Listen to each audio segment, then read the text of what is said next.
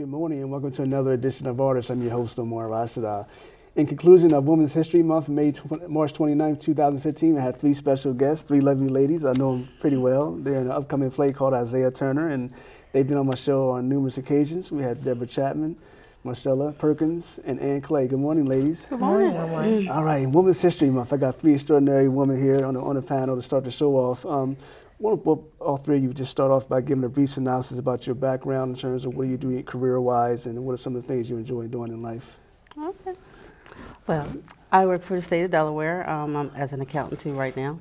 And I kind of started off my acting and singing career in church at Asbury Methodist, way back in the day, doing little holiday skits. And then I did some acting in elementary school, doing the one that stands out the most was HMS Pinafore.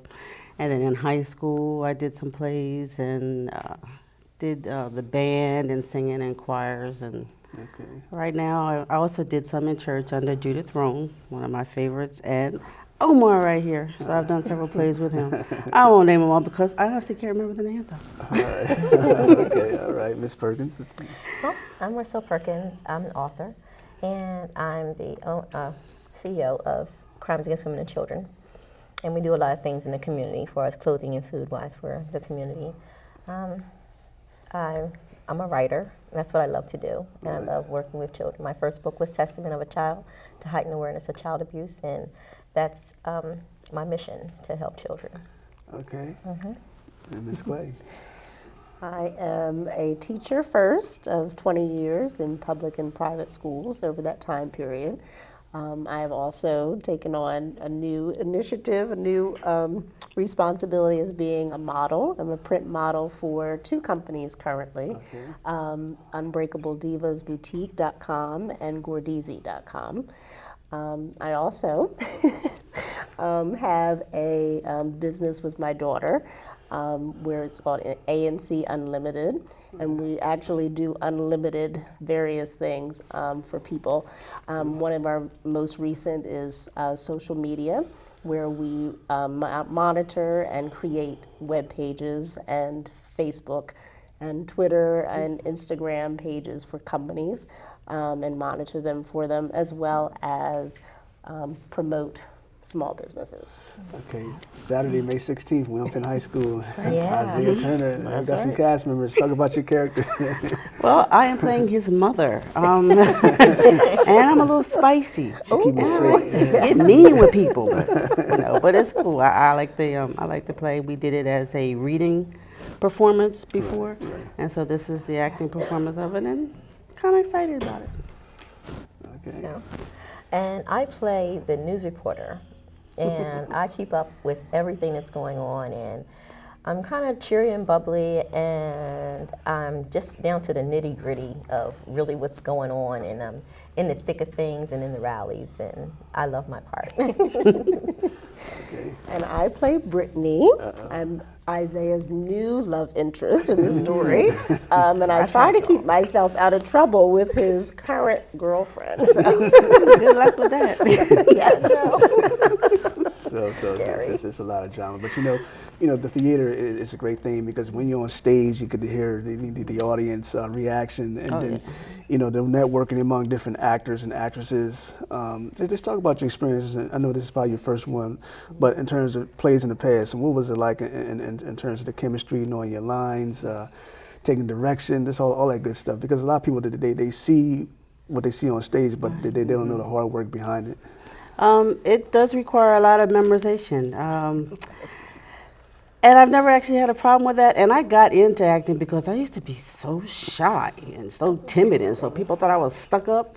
But this gave me that outlet to get over that, and it actually works. For anybody who's shy, take that tip.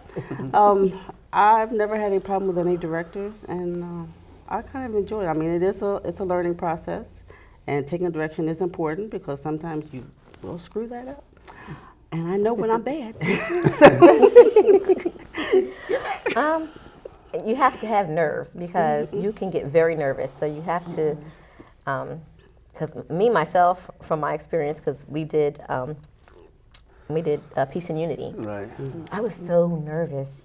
Oh my God, I was so nervous, and just coming out and seeing all the faces in the audience, it's very nerving. So you have to really, you know, you can't be shy about it. I can tell you like that. You got to go out there and you got to do your thing, and leave the nerves in back of the stage and just come out there and just have fun with it and just get into your character. You have to get to know your character while you're studying your lines, because you have to bring realization to that character. So if you're just coming out and you be yourself, everybody's going to say, oh, you're just being yourself. You have to really pretend, use your imagination, and you have to bring life to that character. Well, I am relatively new to it all, but I will agree with both these ladies. You do have to have nerve. If you're shy, you will get over it by the time you're finished with this.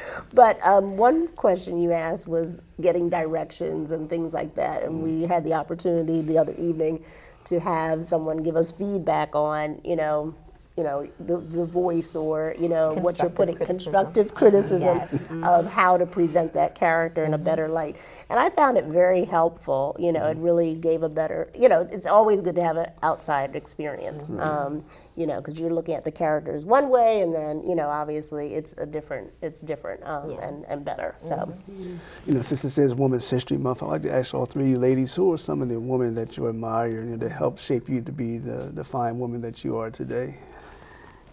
You go first. Think about this Well, I came through foster care. So my foster mom, Miss Rosalind, she was a very great woman, and she molded me from a child. But then as I got into my 20s and things like that, it was, I would say, maybe my mother-in-law, Carolyn Holmes. She was a master sergeant. She was the head nurse at Christiana Hospital. And she, worked with Feed the Children. She had many adopted children around the world, and she just inspired me to, be who I am, and because I was a very shy person, and she allowed me to open myself up and get to know who I am, because a lot of when we were young, we're trying to find ourselves. And it wasn't hard for me, because she was very inspiring, and she was always there for me. All right.